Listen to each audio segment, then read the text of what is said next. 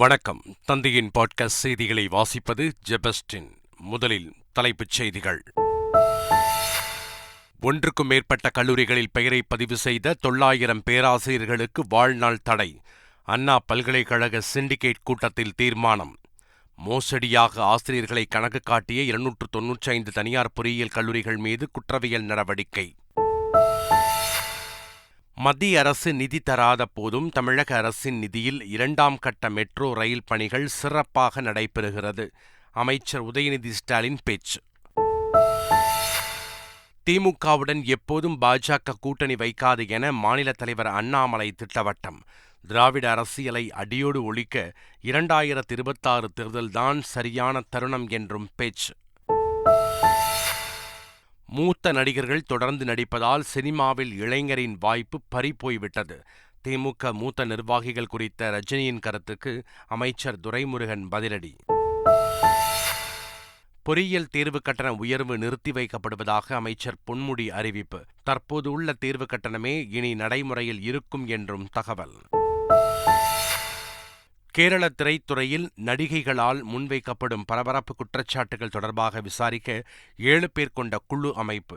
IG தலைமையில் பெண் IPS அதிகாரிகளை உள்ளடக்கிய குழுவை அமைத்து கேரள முதல்வர் பினராயி விஜயன் உத்தரவு. பெண்களுக்கு எதிரான குற்றங்கள் மன்னிக்க முடியாதவை என்று பிரதமர் மோடி பேச்சு. குற்றவாளி யாராக இருந்தாலும் தப்பக்கூடாது என்றும் உதவி செய்பவர்களையும் விட்டு வைக்கக்கூடாது என்றும் ஆவேசம். பெங்களூரு சிறையில் உள்ள கன்னட நடிகர் தர்ஷனுக்கு சிறப்பு வசதிகள் செய்யப்பட்டுள்ளதாக சர்ச்சை. கையில் சிகரெட் மற்றும் டீ கோப்பையுடன் சிலருடன் அமர்ந்திருக்கும் புகைப்படம் வைரல். கமலா ஹாரிஸ் ஒரு பொய்யர் என ட்ரம்ப் கடும் விமர்சனம். எல்லை விவகாரம், பணவீக்கம் பிரச்சினைகள் பற்றி அவருக்கு கவலை இல்லை என்றும் பிரச்சார கூட்டத்தில் பேச்சு. ஆண்டின் கடைசி கிராண்ட்ஸ்லாம் தொடரான அமெரிக்க ஓபன் டென்னிஸ் இன்று தொடக்கம். செப்டம்பர் 9ஆம் தேதி வரை நடைபெறும் போட்டியில் முன்னணி வீராங்கனைகள் பங்கேற்பு. பாகிஸ்தானுக்கு எதிரான முதல் டெஸ்ட் போட்டியில் வங்கதேசம் அணி 10 விக்கெட் வித்தியாசத்தில் அபார வெற்றி. முதல் முறையாக பாகிஸ்தானை வீழ்த்தி சாதனை. இனி விரிவான செய்திகள். ஒன்றுக்கும் மேற்பட்ட கல்லூரிகளில் பெயரை பதிவு செய்த 900 பேராசிரியர்களுக்கு வாழ்நாள் தடை விதிக்க அண்ணா பல்கலைக்கழக சிண்டிகேட் கூட்டத்தில் தீர்மானம் நிறைவேற்றப்பட்டுள்ளது. பொறியியல் கல்லூரிகளில் ஆசிரியர்கள் நியமனம் மோசடியாக நடைபெற்றுள்ளதாக தகவல்கள் வெளியாகின. அதைத் தொடர்ந்து நடத்தப்பட்ட விசாரணையில் 295 பொறியியல் கல்லூரிகளில் 900 ஆசிரியர்கள் போலியாக பல கல்லூரிகளில் பெயர்களை பதிவு செய்தது கண்டுபிடிக்கப்பட்டது. சென்னை மெட்ரோ ரயில் திட்டத்தின் 2ஆம் கட்ட பணிக்காக மத்திய அரசு ₹1 கூட நிதி ஒதுக்கவில்லை என்று தெரிவித்த அமைச்சர் உதயநிதி ஸ்டாலின், தமிழக அரசு நிதியில் தற்போது பணிகள் சிறப்பாக நடைபெற்று வருவதாக குறிப்பிட்டார். சென்னை கலைவாணர் அரங்கத்தில் திமுக பொறியாளர் அணிக்கான செயலியை தொடங்கி வைத்து கலைஞர் கட்டிய தமிழ்நாடு எனும் தலைப்பில் புத்தகத்தை வெளியிட்டார். கலைஞர் நாணய வெளியீட்டு விழா குறித்து திமுக அரசை குற்றம் சாட்டினால் பாஜக மாநில தலைவர் அண்ணாமலை தன்னை குறை சொல்வதாக அதிமுக பொதுச் செயலாளர் எடப்பாடி பழனிசாமி விமர்சித்துள்ளார். சேலம் மாவட்டம் ஓமலூரில் செய்தியாளர்களிடம் பேசிய எடப்பாடி பழனிசாமி, 2014ஆம் ஆண்டு மத்திய அரசின் கடன் 55 லட்சம் கோடியாக இருந்ததாகவும் 2024ஆம் ஆண்டு மத்திய அரசின் கடன் 168 லட்சம் கோடியாக உயர்ந்துள்ளதாகவும் கூறினார். தமிழகத்தில் பாஜக திமுக இடையே ஒருபோதும் கூட்டணி கிடையாது என்று தமிழக பாஜக தலைவர் அண்ணாமலை கூறியுள்ளார். முன்னாள் முதல்வர் கருணாநிதி நாணய வெளியீட்டு விழாவில் பாஜக தலைவர்கள் கலந்து கொண்ட பிறகு இரு கட்சிகளுக்கிடையே ரகசிய உறவு இருப்பதாக பிற கட்சிகள் விமர்சித்து வரும் நிலையில் இவ்வாறு கூறியுள்ளார். முன்னாள் முதல்வர் கருணாநிதியின் அரசியலையும் அவருடைய தனி வாழ்க்கையையும் பிரித்து பார்க்க வேண்டும் என்று கூறியுள்ள அவர், திராவிட அரசியலை அடியோடு அழிக்க 2026 தேர்தல்தான் சரியான தருணம் என்றும் கூறியுள்ளார். திமுக நிகழ்ச்சி ஒன்றில் பங்கேற்ற நடிகர் ரஜினிகாந்த் மூத்த தலைவர்களை பழைய மாணவர்கள் என்று கூறியிருந்தார். அதற்கு அமைச்சர் துரைமுருகன் தனது பாணியில் பதிலடி கொடுத்துள்ளார். மூத்த நடிகர் எல்லாம் வயசாகி போய் பல் உழுந்து போய் தாடி வளர்த்து நிலைகள்லாம் நடிக்கிறதுனால இளைஞர்களுக்கு வாய்ப்பு இல்லாமல் இருக்கா. மக்கள் நீதி மய்யம் கட்சி தலைவர் கமல்ஹாசன் முதலமைச்சர் மு.க.ஸ்டாலினை அவரது இல்லத்திற்கு நேரில் சென்று சந்தித்தார். பல்வேறு பணிகளால் கலைஞர் நூற்றாண்டு நாணயம் வெளியீட்டு விழாவில் கலந்து கொள்ள முடியாமல் போனதாக கமல்ஹாசன் தெரிவித்தார். மேலும் கருணாநிதியின் உருவம் பொறித்த நாணயத்தை முதலமைச்சரிடமிருந்து கமல்ஹாசன் பெற்றுக்கொண்டார். தொடர்ந்து முதலமைச்சர் ஸ்டாலினின் அமெரிக்க பயணத்திற்கு கமல்ஹாசன் வாழ்த்துக்களை தெரிவித்தார். மறைந்த தேமுதிக தலைவர் விஜயகாந்தின் 72வது பிறந்த நாள் சென்னை கோயம்பேட்டில் உள்ள தேமுதிக தலைமை அலுவலகத்தில் கொண்டாடப்பட்டது. விஜயகாந்த் நினைவிடத்தில் தேமுதிக பொதுச் செயலாளர் பிரேமலதா விஜயகாந்த், மகன்கள் விஜய பிரபாகரன், சண்முக பாண்டியன் மற்றும் LK சுதீஷ் உள்ளிட்டோர் மரியாதை செலுத்தினர். விஜயகாந்தின் முழு உருவ சிலை திறக்கப்பட்டு தேமுதிக அலுவலகத்திற்கு கேப்டன் கோயில் என பெயர் சூட்டப்பட்டது. நாம் தமிழர் கட்சி தலைமை ஒருங்கிணைப்பாளர் சீமானுக்கு பதிலளிக்கும் வகையில் திரள் நிதியிலோ பிச்சை எடுத்தோ வந்த பதவி அல்ல என திருச்சி மாவட்ட SP வருண்குமார் வாட்ஸ்அப்பில் குறிப்பிட்டுள்ளார். இது தொடர்பாக வாட்ஸ்அப் ஸ்டேட்டஸ் வைத்த அவர், கடினமாக படித்து சொந்த உழைப்பில் வாங்கிய வேலை இது என குறிப்பிட்டுள்ளார். மேலும் பிச்சை எடுப்பது, பெண்களை ஆபாசமாக பேசுவதை சிலர் நிறுத்தினால் காக்கிச்சட்டையை விடுவது பற்றி தான் யோசிப்பதாக குறிப்பிட்டுள்ளார். அண்ணா பல்கலைக்கழக செமஸ்டர் தேர்வு கட்டண உயர்வை நிறுத்தி வைப்பதாக உயர்கல்வித்துறை அமைச்சர் பொன்முடி அறிவித்துள்ளார். அண்ணா பல்கலைக்கழகத்தின் கீழ் இயங்கும் பொறியியல் கல்லூரிகளில் நடத்தப்படும் செமஸ்டர் தேர்வுக்கான கட்டணத்தை உயர்த்தி அறிவிப்பு வெளியானது. இதனை நிறுத்தி வைக்க கோரி மாணவர்கள் தரப்பில் மனு அளிக்கப்பட்ட நிலையில் தேர்வு கட்டண உயர்வு நிறுத்தி வைக்கப்பட்டுள்ளது. அனுமதியின்றி கட்சி கொடியேற்றக்கூடாது என தவேகா தொண்டர்களுக்கு கட்சி தலைமை எச்சரிக்கை விடுத்துள்ளதாக தகவல் வெளியாகியுள்ளது. தமிழக வெற்றி கழகத்தின் கொடியை கட்சி தலைவர் விஜய் அறிமுகம் செய்தார். தமிழகம் முழுவதும் கட்சி கொடி கம்பம் வைக்க தொண்டர்கள் ஆர்வம் காட்டி வருகின்றனர். பல்வேறு இடங்களில் காவல்துறையினர் அனுமதி தர மறுத்ததாக கூறப்படும் நிலையில் தொண்டர்கள் கொடியேற்றி வருவதாக தகவல் வெளியானது. இந்நிலையில் அனுமதி பெற்றுதான் கட்சி கொடி ஏற்ற வேண்டும் என தொண்டர்களிடம் தவேகா தலைமை கூறியுள்ளதாக தெரிகிறது. பழனியில் அனைத்துலக முத்தமிழ் முருகன் மாநாடு நடத்திய தமிழக முதல்வருக்கு மாநாட்டில் ஏகமனதாக நன்றி தெரிவித்து தீர்மானம் நிறைவேற்றப்பட்டது. தமிழ்நாட்டில் உள்ள தொன்மையான கோவில்களை தேர்வு செய்து திருப்பணிகள் மேற்கொள்ளவும், முதற்கட்டமாக 143 திருக்கோவில்களில் 500 கோடி ரூபாய் மதிப்பிலான திருப்பணிகள் தொடங்கவும் முடிவு செய்யப்பட்டுள்ளது. அறுபடை வீடு கோயில் முருகன் பக்தி இலக்கியங்களை மையப்படுத்தி திருவிழாக்கள் நடத்தப்படுவது என்றும் தீர்மானிக்கப்பட்டது. இந்த மாநாட்டில் முருகனின் சிறப்புகளை இயல் இசை வழியாக எடுத்து கூறி தொண்டாற்றும் 16 பேருக்கு 1 சவரன் தங்க காசு பரிசளிக்கப்பட்டது. சிறையில் உள்ள கன்னட நடிகர் தர்ஷனுக்கு சிறப்பு வசதிகள் செய்யப்படுவதாக சர்ச்சை எழுந்துள்ளது. கையில் சிகரெட் மற்றும் டீ கோப்பையுடன் சிலருடன் அவர் அமர்ந்து இருக்கும் புகைப்படம் சமூக வலைதளங்களில் வேகமாக பரவி வருகிறது. தனது ரசிகர் ரேணுகாசாமியை கடத்தி கொலை செய்த வழக்கில் குற்றம் சாட்டப்பட்டு கைதாகி பெங்களூரு சிறையில் அடைக்கப்பட்டுள்ளார் நடிகர் தர்ஷன். இந்த நிலையில் தனது மகன் கொலை வழக்கை CBI வசம் ஒப்படைக்க வேண்டும் என கொல்லப்பட்ட ரேணுகாசாமியின் தந்தை சிவனா கவுடா கண்ணீர் மல்க அரசுக்கு கோரிக்கை விடுத்துள்ளார். கொல்கத்தாவில் பெண் மருத்துவர் கொலை வழக்கில் குற்றம் சாட்டப்பட்டுள்ள சஞ்சய் ராயிடம் CBI உண்மை கண்டறியும் சோதனையை தொடங்கியுள்ளது. வழக்கு விசாரணையை CBIக்கு மாற்றி கொல்கத்தா உயர்நீதிமன்றம் உத்தரவிட்டதைத் தொடர்ந்து புலன் விசாரணை நடைபெற்று வருகிறது. இந்த வழக்கில் கொல்கத்தா ஆர்ஜிகர் மருத்துவக் கல்லூரியின் முன்னாள் முதல்வர் சந்தீப் கோஷ் உள்ளிட்ட 5 மருத்துவர்களிடம் உண்மை கண்டறியும் சோதனை நடத்த கோரி CBI தாக்கல் செய்த மனுவை விசாரித்த நீதிமன்றம் அதற்கான அனுமதியை கடந்த 22ஆம் தேதி வழங்கியது. நடிகர் ரியாஸ்கான் மீது மலையாள நடிகை ரேவதி சம்பத் பாலியல் புகார் அளித்திருப்பது அதிர்ச்சியை ஏற்படுத்தியுள்ளது.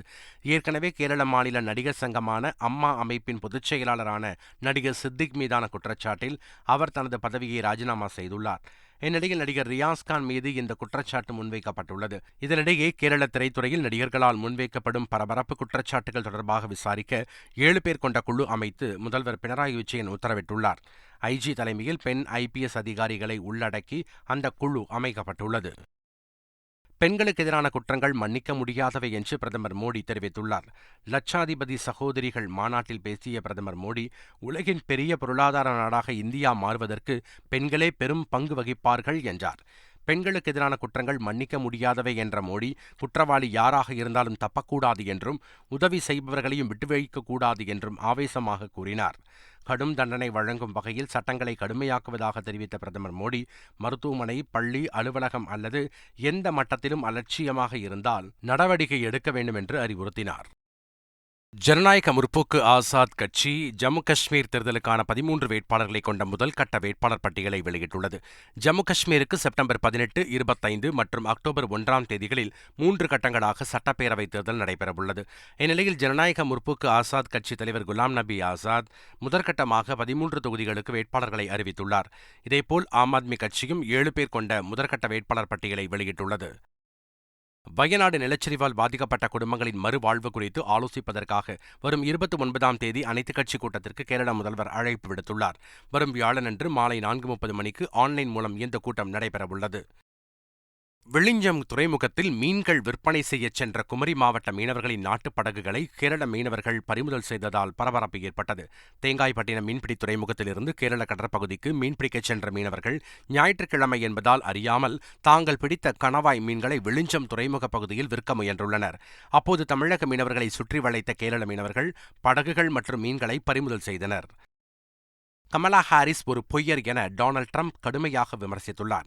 அமெரிக்க அதிபர் தேர்தல் களம் சூடுபிடித்துள்ள நிலையில் குடியரசுக் கட்சி வேட்பாளர் ட்ரம்ப் அரிசோனாவில் நடந்த பிரச்சாரக் கூட்டத்தில் பேசினார். அப்போது ஜனநாயக கட்சி வேட்பாளர் கமலா ஹாரிஸை ஒரு பொய்யர் என விமர்சித்த ட்ரம்ப், அவருக்கு எல்லை விவகாரம், பணவீக்கம் என ஏராளமான பிரச்சினைகள் இருக்கும் போது தன்னை பற்றியே கவலைப்படுகிறார் என சாடினார். விரைவில் நேருக்கு நேர் இருவரும் விவாதம் நடத்தவுள்ள நிலையில் சமீபத்திய பிரச்சாரங்கள் எதிர்பார்ப்பை கூட்டியுள்ளன. பாரிஸ் ஒலிம்பிக்கில் 2 வெண்கலப் பதக்கம் வென்ற துப்பாக்கிச் சுடுதல் வீராங்கனை மனு பாக்கருக்கு அவரது தாய்வழி தாத்தா பாட்டி ஊரில் உற்சாக வரவேற்பளிக்கப்பட்டது. ஹரியானா மாநிலம் ஜாஜரில் உள்ள தாய்வழி தாத்தா பாட்டி ஊருக்கு மனு பாக்கர் சென்றார். அப்போது ஊர் மக்கள் மாலைகளை அணிவித்து மனு பாக்கருக்கு சிறப்பான வரவேற்பளித்தனர். போலந்தில் நடைபெற்ற டைமண்ட் லீக் தடகள தொடரில் கோலூன்றி தாண்டும் போட்டியில் ஸ்வீடன் வீரர் டூப்ளண்டிஸ் புதிய உலக சாதனை படைத்துள்ளார். சில வாரங்களுக்கு முன்பு பாரிஸ் ஒலிம்பிக்கில் 6.25 மீட்டர் தூரத்திற்கு கோலூன்றி தாண்டி டூப்ளண்டிஸ் உலக சாதனையுடன் தங்கம் வென்றார். இந்நிலையில் டைமண்ட் லீக் போட்டியில் 6.26 மீட்டர் தூரத்திற்கு தாண்டி தனது முந்தைய உலக சாதனையை தானே முறியடித்துள்ளார். மேலும் தனது கெரியரில் 10வது முறையாக டூப்ளண்டிஸ் உலக சாதனையை முறியடித்துள்ளார். ஆண்டின் கடைசி கிராண்ட்ஸ்லாம் டென்னிஸ் தொடரான அமெரிக்க ஓபன் கிராண்ட்ஸ்லாம் டென்னிஸ் தொடர் இன்று ஆரம்பமாக உள்ளது. நியூயார்க் நகரில் இன்று தொடங்கி செப்டம்பர் 9ஆம் தேதி வரை தொடர் நடைபெறவுள்ளது. முதல் சுற்று போட்டிகள் இந்திய நேரப்படி இன்று இரவு 8:30 மணிக்கு தொடங்க உள்ளது. பாகிஸ்தானுக்கு எதிரான முதல் டெஸ்ட் போட்டியில் வங்கதேசம் 10 விக்கெட் வித்தியாசத்தில் அபார வெற்றி பெற்று வரலாறு படைத்தது. முதல் இன்னிங்ஸில் 448 ரன்கள் எடுத்த பாகிஸ்தான் 2வது இன்னிங்ஸில் 146 ரன்களில் சுருண்டது. அதே நேரம் முதல் இன்னிங்ஸில் 565 ரன்கள் குவித்த வங்கதேசம் 2வது இன்னிங்ஸில் 30 ரன்கள் என்ற எளிய இலக்கை நோக்கி ஆடி 10 விக்கெட் வித்தியாசத்தில் வெற்றி பெற்றது. இதன் மூலம் டெஸ்ட் கிரிக்கெட்டில் பாகிஸ்தானை முதன்முறையாக வீழ்த்தி வங்கதேசம் சாதனை படைத்துள்ளது.